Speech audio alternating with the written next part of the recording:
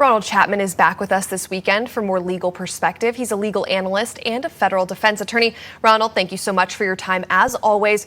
So it's widely expected that it's not really a matter of if, but more a matter of when the former president is also indicted here in Fulton County, Georgia. Trump himself has even suggested he expects it to happen. Should it happen, how might that legal process play out differently than this most recent federal election interference case we dealt with this week? Lots of differences here between a federal and a state case. First and foremost, a hot button issue, cameras in the courtroom. Probably allowed in Georgia, not likely to be allowed in the federal court. The second issue, and probably the most important for Trump, is the ability to pardon himself if he gets elected or have some other Republican pardon him. Can happen with the January 6th and the classified records investigation or indictment, but it can't happen in Georgia. It would take a governor's pardon to do that, which means some governor would have to issue a pardon to Donald Trump. Those are the big differences. Now, here are the similarities, which are also very important.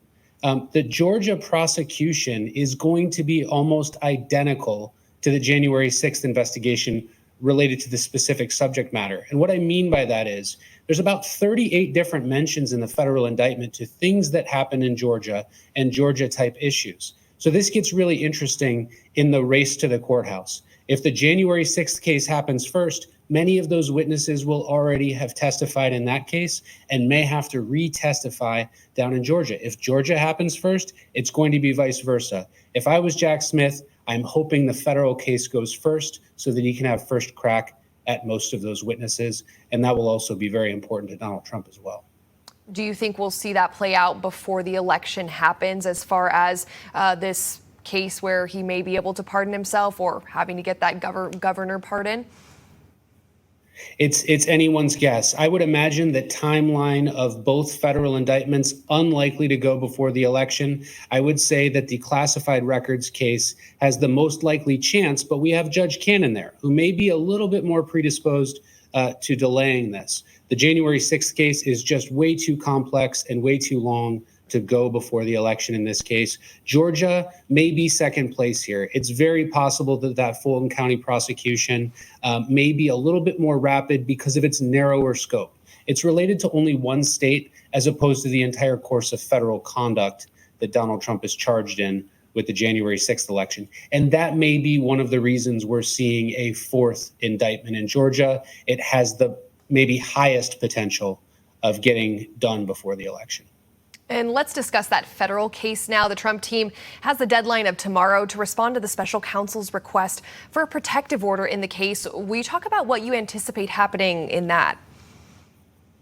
Many people have painted this protective order in the press as something abnormal or maybe related to Donald Trump's statements. And I have to say that that's absolutely not the case. In most federal cases that I'm involved in, which has been hundreds at this point, protective orders are sought by the prosecution as a matter of course in order to protect personally identifiable information and witness statements. And they also attempt to prevent the defendant from talking to other witnesses in an effort to try to manipulate them. This is much different than a gag order. Now, the judge likely didn't allow Trump more time because the judge sees this tactic, Judge Chapman, coming a mile away. Donald Trump will seek to delay at every stage of this case, including a simple response to a routine protective order motion. She's not having any of that. This is a very simple issue to respond to, and it should happen pretty quickly. I imagine the protective order will be issued by the judge in this case. And taking a look at the evidence in the indictments and the charges in this case and the classified documents case, how do you compare the strength of this federal case versus the classified documents case? The classified documents case is much, much stronger than the January 6th indictment. And let's walk through some of these defenses. First, federal fraud statutes aren't really garden variety morality statutes. And what I mean by that is fraudulent conduct requires material misrepresentations to deprive somebody of something. Jack Smith's unusual argument here is that the deprivation was the right to vote and the right to have a vote counted. And as proof of that, he's using this fake electors scheme. Now, in 1960, Kennedy versus Nixon We saw a very similar fake electors scheme perpetuated by Kennedy. At that point in time, nobody thought it was nefarious that he put up additional electors in the state of Hawaii in order to potentially vote if he won the election there. Donald Trump does it, it's cast as nefarious. The reason why? Because of all of the other statements that Donald Trump made about his attempt to overthrow the election. That's where his speech comes into play. He's going to argue that he has a First Amendment right to say the things that he says. Jack Smith absolutely concedes that. He says it crosses the line when it comes in to an attempt to change the outcome of the election. So then we look at Mike Pence. We have to look at his role. Donald Trump has something called an impossibility defense. Mike Pence never was going to cast those votes or fail to certify the election.